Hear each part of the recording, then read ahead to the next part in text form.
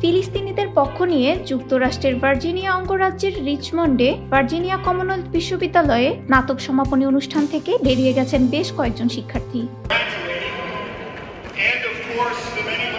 স্নাতক সমাপনী অনুষ্ঠানে বিক্ষোভকারী শিক্ষার্থীরা এমন কিছু করতে পারেন এমন আশঙ্কায় ভুগছেন যুক্তরাষ্ট্রের অনেক শিক্ষা প্রতিষ্ঠানের সংশ্লিষ্ট কর্মকর্তারা।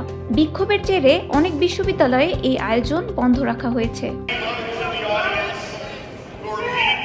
সামাজিক যোগাযোগ মাধ্যমে ছড়িয়ে পড়া এক ভিডিওতে দেখা যায় ভার্জিনিয়া কমনওয়েলথ বিশ্ববিদ্যালয়ের শিক্ষা সমাপনী অনুষ্ঠানের মঞ্চে রিপাবলিকান গভর্নর গ্লেন ইয়ংকিন বক্তব্য শুরু করার পরই গাউন ক্যাপ পরা কিছু শিক্ষার্থী অনুষ্ঠানের স্থল থেকে বেরিয়ে যান।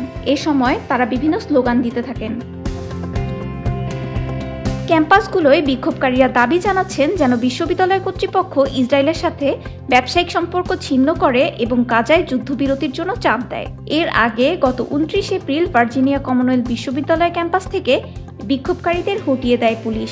এ সময় 13 জনকে আটক করা হয়, তাদের মধ্যে 6 জন শিক্ষার্থী। মার্কিন বার্তা সংস্থা এপির হিসাবে এ পর্যন্ত যুক্তরাষ্ট্রের 57টি বিশ্ববিদ্যালয় ও কলেজ থেকে প্রায় 2900 শিক্ষার্থীকে আটক করা হয়েছে। গাজায় যুদ্ধ বন্ধ ও ইসরায়েলকে সহায়তা বন্ধের দাবিতে গত 17 এপ্রিল ক্যাম্পাসে তাঁবু গেড়ে বিক্ষোভ শুরু করেন যুক্তরাষ্ট্রের নিউ ইয়র্কে কলাম্বিয়া বিশ্ববিদ্যালয়ের শিক্ষার্থীরা। পরে দেশটির বিভিন্ন শিক্ষা প্রতিষ্ঠানে বিক্ষোভ ছড়িয়ে পড়েছে ইউরোপ সহ বিশ্বের বিভিন্ন দেশের বিশ্ববিদ্যালয়ে।